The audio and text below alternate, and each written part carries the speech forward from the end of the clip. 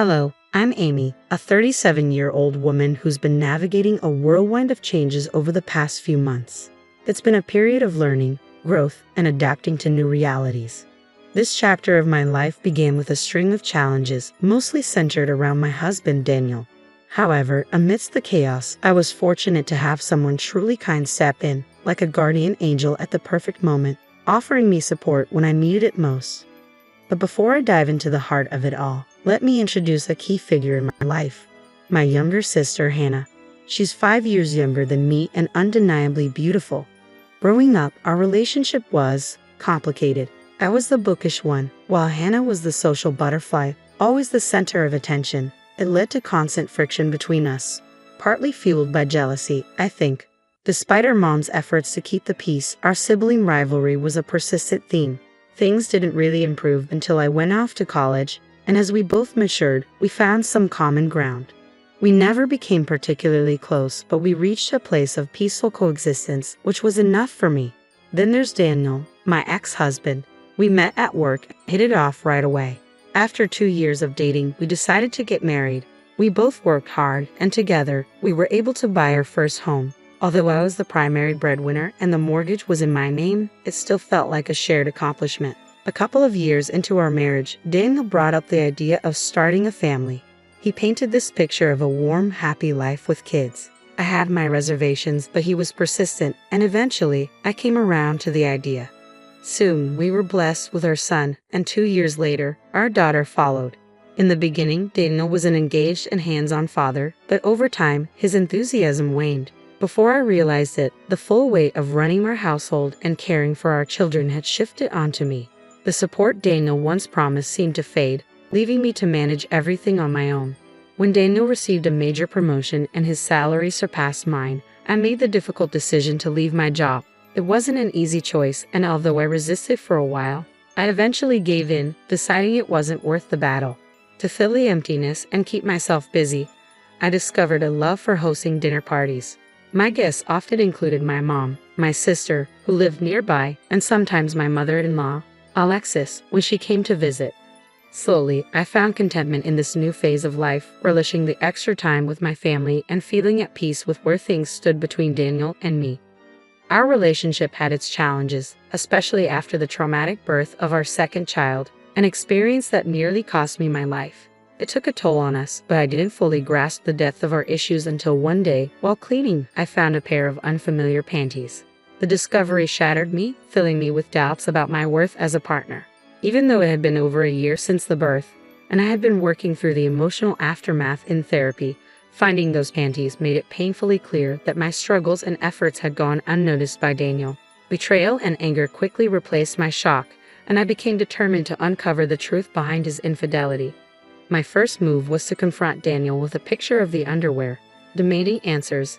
After that, I started searching through his laptop and social media accounts, hoping to find something incriminating. At first, I came up empty, which only added to my confusion.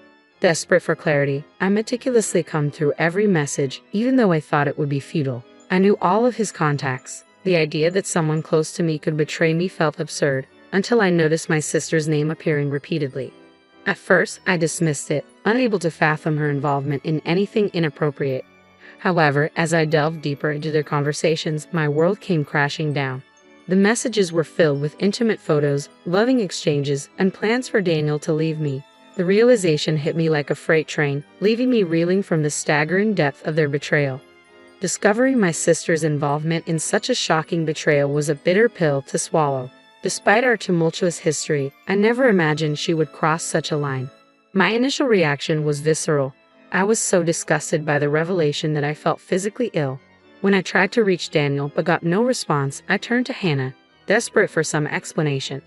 Our conversation was surreal. Her nonchalant attitude and justifications for her actions with Daniel were beyond my comprehension. She claimed she was doing me a favor by relieving me of his attention so I could focus more on our children. The absurdity of her reasoning only deepened my disbelief. Hannah attempted to downplay the situation, insisting that she succumbed to Daniel's advances because she thought it was best for him. Her complete lack of remorse was the final straw, and I ended the call, overwhelmed by a whirlwind of disbelief and anger. The aftermath left me engulfed in despair. As I cared for my youngest child, the weight of the situation pressed down on me. The daily routines felt hollow as I wrestled with the emotional fallout from the betrayal of 3 people I once trusted. Putting on a brave face for my children was increasingly difficult, especially when they asked about their father's absence and I had no honest answers to provide. As day turned to night and Daniel's absence became more concerning, my anxiety deepened. My attempts to contact both Daniel and Hannah were met with silence, amplifying my feelings of isolation and dread. Exhausted and overwhelmed by everything that had happened, I clung to the hope that sleep might offer a temporary escape from the harsh reality. Yet, when I awoke to a lingering sense of unease, it became clear that this ordeal was far from over. As I looked around the room that morning, the absence of Daniel's belongings hit me like a lead weight. A frantic search through the house confirmed my worst fears. Everything of his was gone, except for the most trivial items. It felt as if he had simply vanished into thin air, choosing to flee rather than confront our issues. In the midst of this shock, my foremost concern was for our children. They were my top priority. After getting them through their morning routines and ensuring they were taken care of, I found myself standing at my mom's doorstep, the weight of my situation pressing down on me. My mother, always perceptive, immediately sensed my distress. Lost in my thoughts, I struggled with the reality of single parenthood and the daunting future that lay ahead. Finally, it was time to break the silence and share the tumultuous events with her. I shared the painful details of discovering the affair, Daniel's sudden departure, and the gut-wrenching realization that my sister, Hannah, was involved. My mother's shock mirrored my own as I recounted how I uncovered the betrayal, an action I would typically never take, but one I felt compelled to pursue given the circumstances. Revealing Hannah's role in this betrayal was both surreal and excruciating. Her indifferent response when I confronted her, claiming she was merely doing what she thought was best for Daniel, was a bitter pill to swallow. My mother's reaction, a mix of disbelief and sorrow, provided little comfort as we grappled with the harsh reality of the situation. As I confided in my mother about Daniel and Hannah's affair, I braced myself for the daunting challenge of raising 3 children on my own. I knew that support from my family would be vital, but the road ahead felt riddled with uncertainty and heart-ache. My mom urged me to take some time to rest while she processed the shocking news I had just shared. Her presence felt like a lifeline, offering a glimmer of peace amidst the chaos. Overwhelmed and numb from everything that had happened, I managed to drift off to sleep while she cared for my youngest. However, my rest was abruptly interrupted by the sound of crying and my mom's raised voice. I rushed to see what was wrong, only to find her hanging up after what seemed to be a heated phone call, likely having given Hannah a piece of her mind for her actions. In the days that followed, my mom moved in to help, easing the logistical challenges and providing the emotional support I desperately needed. When Hannah tried to reach out, my mom firmly insisted that I block her, reinforcing my feelings of betrayal during a time when I felt utterly alone. The revelation from friends that Daniel and Hannah had quickly married after he left us struck me like a fresh wound, adding a sharp sting to my already itching heart. It was a bitter pill to swallow, leading to awkward and painful conversations with concerned friends who offered their support and, in solidarity, chose to sever ties with Daniel and Hannah. My mom's reaction to their marriage unveiled a side of her that was rarely seen. Known for her gentle nature, her fury at the news highlighted the depth of her love and protective instinct for us. Her offer of financial support and assistance in finding job opportunities was a testament to her unwavering commitment, guiding us through this challenging transition. As the kids asked questions about Daniel, maintaining my composure became a struggle. Yet we persevered together, strengthened by our resilience and love for one another. A week into our new reality, I received a letter from Daniel. I hesitated, suspecting it was an apology that I wasn't ready to face. The weight of everything we had endured hung heavily on my shoulders as I considered the next steps for myself and my children, supported by my mother's steadfast presence. Choosing not to read Daniel's letter felt like my way of finding closure. A week was far too generous for any attempts at reconciliation, especially after he had chosen to leave us in silence. A decision that spoke volumes about his cowardice. In a moment of defiance, I tore up the letter. Yet curiosity lingered. I often found myself wondering what it contained, but I quickly reminded myself that no words from him could ever undo the harm he had caused. The following day, in an effort to bring some joy back into our lives, my mom and I took the kids to the fair. It was a much-needed break from the heaviness that had been lingering over us. Amidst the laughter and excitement, I found myself genuinely smiling for the first time in what felt like forever. That night, as my mom and I relaxed with a bottle of wine, I decided to mention the letter. "I got something in the mail last night," I started, my voice tentative. "Oh, what was it?" my mom asked, her curiosity evident.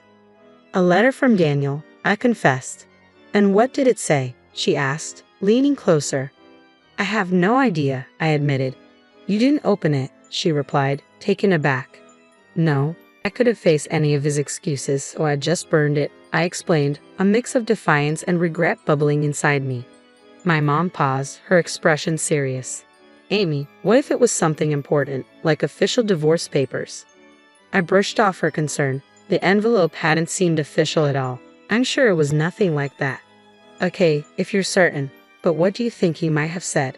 she asked gently. "I don't know. Maybe a half-hearted apology or a request for his things back," I speculated, trying to push away the nagging what-ifs. The conversation shifted away from the letter as we focused on the brighter moments of our evening, yet the unacknowledged presence of what could have been lingered, an unwelcome guest amidst the remnants of our past. Navigating through everything has been a roller coaster, but the moments of joy at the fair offered a glimpse of hope. The hardest part comes when the kids ask about their dad's whereabouts. Finding the right words is always a struggle. Although things are gradually improving, it's a slow process. My mom's steadfast support has been my anchor throughout this tumultuous time.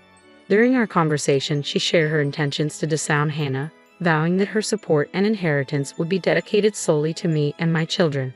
This decision, stemming from Hannah's unforgivable actions, revealed the depth of her disappointment. While I was initially taken aback, I quickly understood her perspective. The idea of severing ties with one's own child was unfathomable to me, which only deepened my gratitude for my mom's unwavering support.